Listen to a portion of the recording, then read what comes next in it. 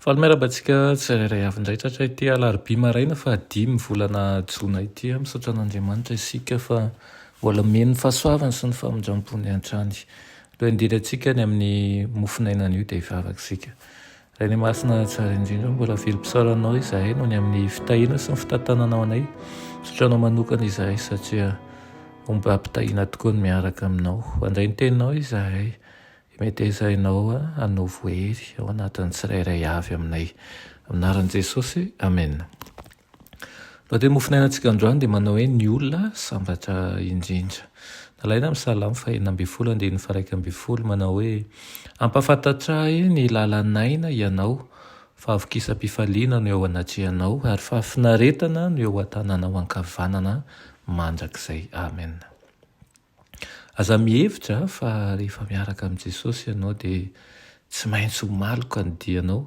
Ireo izay mahatoka an'i Jesosy mankatoa am-pifaliana ny baikony, reny no olona sambatra indrindra eto an-tany. Lavitra ny fiainan'izay manaraka azy, ny savorivory sy ny fahasorenana. Mety ho tojo fitsapana sy zavatsarotra izy ireo saingy feno fifaliana ny fiainany satria miaraka aminy eo anilany Kristy ary ny fanatrehany no manazava ny lalany.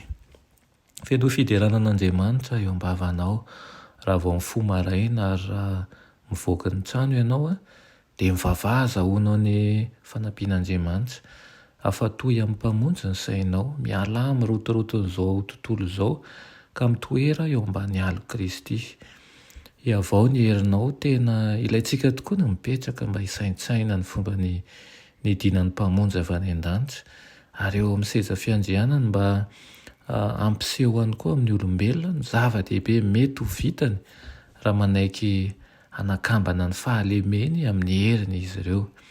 Rehefa mahazo hery vaovao avy amin'ny firaisana amin'Andriamanitra isika dia afaka mandroso amin'ny mpifaliana sady midery azy noho ny tombotsoa ahafahantsika mitondra ny fahazavan'i Kristy eo amin'ny fiainan'izay rehetra mifanerasera amintsika. Ny tafika ny lanitra dia maniry hiara-miasa amin'ny olombelona. Azony maneho amin'izao tontolo izao izay mety ho toetran'ny olombelona rehefa miray amin'Andriamanitra ny maha olombelona. Ireo izay manokana ny tenany sy ny fanahany ary ny sainy ho an'ny fanompoana an'Andriamanitra dia ho avoazina mandrakariva ny herin'ny ara-batana sy ara-tsaina ny ara-panahy, miasa amin'ny herin'ny rehetra ny fanahy masina eo amin'ny saina sy ny fo noho ny fahalemen-toetra sy ny tsy finoantsika dia mety hevitra mihitsy azy isika fa tsy mety ho azy ny fandresena kanefa noho ny fahasoavana dia tena afaka mandresy isika. Izao ny tsarovy nizaniza manolo tena nompony tompo ka mahafoy ny zavatra rehetra dia omena hery ahatratrara ny fahombiazana izay tsy hita fetra. Dia izany indrindra no irena aminao amin'ity maraina ity. Mba hitomboany fanoloran-tena hanompo ny tompony ianao, ahafoy ny zavatra mety ho hita maso fa omeny tompo Jesosy hery ahatratrarana ny fahombiazana izay tsy takatry ny sain'olombelona tokoa anay ianao. Amen.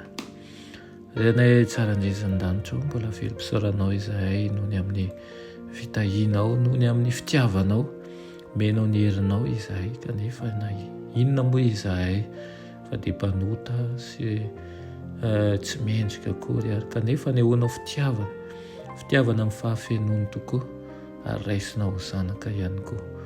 Tompo ampitoero aminao mandrakariva izahay, tsy ho kivy, tsy ho ketraka satria ianao tokoa efa mitondra fandresena ho anay.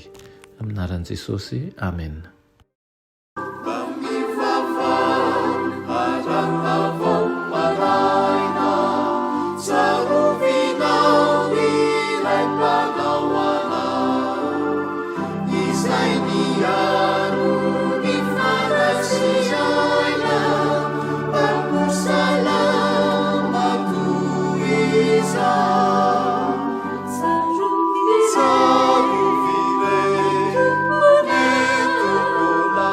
Savior.